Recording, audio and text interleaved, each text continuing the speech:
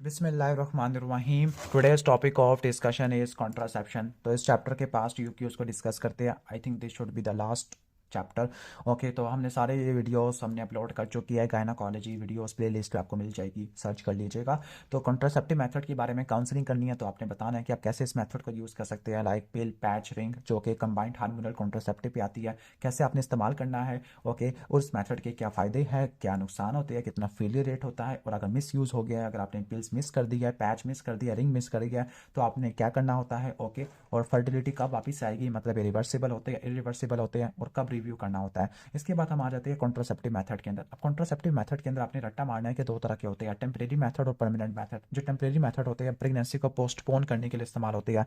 तो इसमें barrier method है। बैरियर मेथड में कॉन्डम, डायाफ्राम और स्पर्मिसाइड्स होती है। स्पर्मिसाइड्स में नोनिक्सिनोल ओके, ये इस्तेमाल होता है। नेचुरल कॉन्ट्रासेप्टिव जिसमें लैक्टेशनल एमेनोरिया है, ओरल कॉन्ट्रासेप्टिव पिल या प्रोजेस्टेरॉन ओनली कॉन्ट्रासेप्टिव है। प्रोजेस्टेरॉन ओनली कॉन्ट्रासेप्टिव में इंजेक्टेबल्स प्रोजेस्टेरॉन ओनली पिल्स आ जाती है। इंजेक्टेबल जिसमें डीएमपी आ जाता है। इम्प्लांट जिसमें नेक्सप्लानोन आ जाता होता है। ओके, या इंट्रायूट्राइन सिस्टम जिसमें एलएनजी आ जाता है। सही हो गया। या डिवाइसेस लाइक आईयूसीडी इस्तेमाल कर सकते हैं। परमानेंट मेथड में स्टेरिलाइजेशन है, मेल में वेजेक्टमी और फीमेल में ट्यूबल लाइगेशन है। इनका सक्सेस रेट एग्जाम में आता है, वो हम आगे जाके पढ़ेंगे। जो वेजेक्टमी है उसका ऑलमोस्ट होता है 1/1200 होता है, सॉरी 1/2000 होता है। ट्यूबल लाइगेशन का 1/200 होता है। ओके, हम आगे जाके पढ़ेंगे। अब एग्जाम में इनका ड्यूरेशन ऑफ कॉन्ट्रासेप्टिव मेथड्स भी होता है। तो जो पिल्स होती है इसे 24 घंटों के लिए काम करती है, तो उनको आपने रोजाना लेना होता है। जो आपको एक रट्टा मारना है ODIV। ओ से ओरल, डी से डर्मल, आई से लाइक आप कह सकते हो इंजेक्टेबल। ओके, और इसके अलावा वी से क्या होगा, वी से आपका विजाइनल होगा। रट्टा मारना है 1 3 7 सॉरी 1 7 14 21। ठीक हो गया। तो जो आपका इंजेक्टेबल है ना वो 14 आ रहा है, लेकिन वो 14 वीक्स होता है। यानी ओरल पिल आपने रोजाना लेनी है, एक दिन तक काम करेगी। डी डर्मल 7 दिन तक काम करेगा। 14 वीक्स तक जो आपके इंजेक्टेबल होते हैं। और जो वी वजाइना है, यानी जो वजाइना रिंग होती है 21 डेज तक काम करती होती है। जबकि आखिरी 3 वाले जिनको बोलते हैं long acting reversible method of contraception, इसमें प्रोजेस्टेरॉन इम्प्लांट होते हैं। ओके, CUIOCD होती है। ओके, अच्छा, प्रोजेस्टेरॉन इम्प्लांट 3 साल तक आपने इस्तेमाल कर सकते हैं। CUICD आप 3 5 10 तक इस्तेमाल कर सकते हैं। LNG वाला ये भी आप 3 5 तक कर सकते हैं। ठीक हो गया। उम्मीद है कि आपको समझ आ गया होगा। इनके ड्यूरेशन एग्जाम में इंपॉर्टेंट है। जो लास्ट 3 है ना, लाइक प्रोजेस्टेरॉन इम्प्लांट जिसको नेक्सप्लानोन कहते हैं, जो कि आप मीडियल एपिकोंडाइल पर लगाते होते हैं, CUIOCD और LNG होता है। ओके, इनका हम लॉन्ग एक्टिंग रिवर्सिबल मेथड या फिट एंड फॉरगेट मेथड भी कहते होते हैं। ओके, अब इसके बाद एक आइडियल कॉन्ट्रासेप्टिव मेथड है, उसकी 6 कैरेक्टरिस्टिक्स आपने बतानी है। तो जो 6 कैरेक्टरिस्टिक्स होती है आइडियल कॉन्ट्रासेप्टिव की, वो क्या होती है। नंबर 1, उसको सेफ होना चाहिए, इफेक्टिव होना चाहिए, सस्ता होना चाहिए, इनएक्सपेंसिव होना चाहिए, रिवर्सिबल होना चाहिए, सिंपल टू यूज होना चाहिए, क्वाइटिस पे डिपेंडेंट ना हो। ओके, अब हम आ जाते हैं कंबाइंड हार्मोनल कॉन्ट्रासेप्टिव के ऊपर। अब कंबाइंड हार्मोनल कॉन्ट्रासेप्टिव पे आ जाती है एक फीमेल है जिसको आपने COCP प्रेफर करनी है, तो आपने इससे पहले क्या क्या इवैल्यूएट करना होता है। ओके, आपने सारी से कॉन्ट्राइंडिकेशन रिलेटेड आपने इसको इवैल्यूएट करनी होती है। लाइक आपने कार्डिक डिजीज को पूछना है क्योंकि इसमें कॉन्ट्राइंडिकेटेड होता है। हाइपरटेंशन का पूछना है, इसमें कॉन्ट्राइंडिकेटेड है। स्मोकिंग है, इसमें भी कॉन्ट्राइंडिकेटेड है। डायबिटीज वाले में, क्रॉनिक लीवर डिजीज में, ब्रेस्ट कैंसर में, थायराइड डिजीज में, सारे के सारी इसकी कॉन्ट्राइंडिकेशन होती है। ये सारी चीज़ें आपने इवैल्यूएट करनी होती है, ये सारी कॉन्ट्राइंडिकेशन को रूल आउट करना है।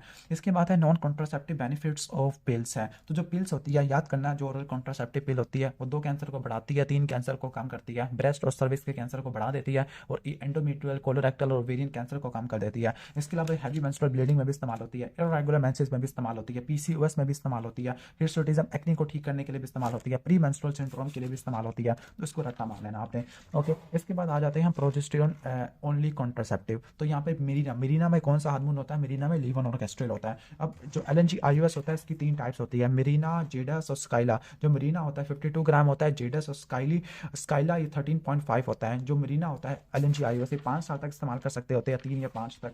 ठीक हो गया। ओके, जेडास और स्काइला 3 साल तक इस्तेमाल करते हैं। अमीरिना की क्या कॉन्ट्राइंडिकेशन होती है। ओके, तो इसका मिमोनिक होता है पुश है, push. Okay, pregnancy, undiagnosed genital bleeding आ जाएगा, सीवियर आर्टीरियल डिजीज आ जाएगा, और history of recurrent follicular disease, या आपका आ जाएगा एक्यूट हेपेटिक डिजीज या हाइपर सेंसिटिविटी के अंदर भी आप नहीं देते होते। ओके, इसके बाद है कि LNG IUS के बारे में बताया गया है कि LNG IUS में क्या होता है, सॉरी LNG IUS में कौन सा होता है, लीवोनोर्केस्ट्रिल होता है। इसका फेलियर रेट 1 in 100 होता है, आपको देखने को मिलता है, उससे भी लेस देन होता है। अब इसके नॉन कॉन्ट्रासेप्टिव बेनिफिट्स क्या होते हैं, उसका निमोनिक है हेड्स। ओके, एच से क्या होगा, हैवी मेंस्ट्रुअल ब्लीडिंग, ई से एंडोमेट्रियोसिस, ए से एडिनोमायोसिस, डी से डिस्मेनोरिया, ओके, एस से सिंपल हाइपरप्लेजिया। लेकिन इसके कुछ साइड इफेक्ट होती है। वो साइड इफेक्ट अगर आप हेड टू टो अगर याद करना चाहो तो हेड टू टो में क्या होगा, ओके, नंबर वन आपने रट्टा मारने की मूड डिस्टर्बेंस आपको देखने को मिलता है, हेडेक देखने को मिलता है, ओके, फेस पे एक्नी देखने को मिलेगी, वेट गेन होगा, हड्डियों में ऑस्टियोपोरोसिस हो जाएगा, ब्रेस्ट की टेंडरनेस हो जाती है। अब प्रोजेस्टेरॉन ओनली कॉन्ट्रासेप्टिव कौन कौन से हो सकती है, प्रोजेस्टेरॉन ओनली पिल है जिसको रोजाना लेना है, नेक्सप्लानोन जिसकी आपको बताया था, नेक्सप्लानोन, ओके, नेक्सप्लानोन का ऑलमोस्ट मैंने बताया था यहाँ पर इम्प्लांट था ना, तो ये आपको 3 साल तक इस्तेमाल कर सकते हैं, इंजेक्टेबल या 14 वीक्स तक है, और इंट्रायूट्राइन सिस्टम 3-5 साल तक इस्तेमाल कर सकते होते हैं। इसके बाद कॉपर है, copper long term reversible method provide करता है, लेस सिस्टमिक इफेक्ट होती है। कॉपर होता है फॉरेन बॉडी होता है, इन्फ्लेमेशन करा देता है। इसके अलावा कॉपर क्या करता है, स्पम्स की कैपेसिटेशन पावर को भी रिड्यूस कर देता है, और इसका फेलियर रेट काफ़ी ज़्यादा कम होता है, लाइक 0.6 से लेकर 0.8, लेस देन 1 तो उसका भी था।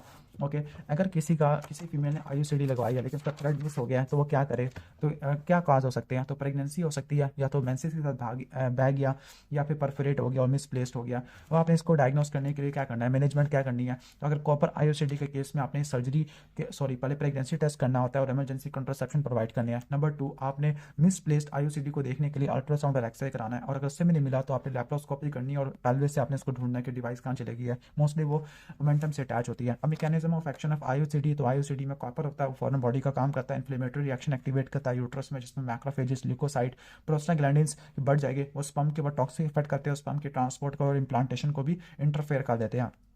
What are the complication of IUCD, तो IUCD की क्या कॉम्प्लिकेशन हो सकती है, IUCD की वजह से एक्टोपिक प्रेगनेंसी देखने को मिल सकती है, IUCD की वजह से परफोरेशन देखने को मिल सकती होती है, इन्फेक्शन, परफोरेशन, एक्सपल्शन हो सकता है, डिस्मेनोरिया देखने को मिल सकता होता है, या ब्लीडिंग हो सकती है। कॉन्ट्राइंडिकेशन क्या होती है, ओके, IUCD की कभी भी प्रेगनेंसी में नहीं देना होता, अनडायग्नोस्ड वजाइनल ब्लीडिंग में नहीं देना होता। इसके अलावा आपने active genital track infection, same जो यहाँ पे जेनिटल ट्रैक इन्फेक्शन है, ओके, यूट्राइन अनोमलीज के अंदर नहीं देना होता क्योंकि फिट नहीं हो पाएगा, फाइब्रॉइड्स में नहीं देना होता, और कॉपर एलर्जी है तो आपने नहीं देना होता।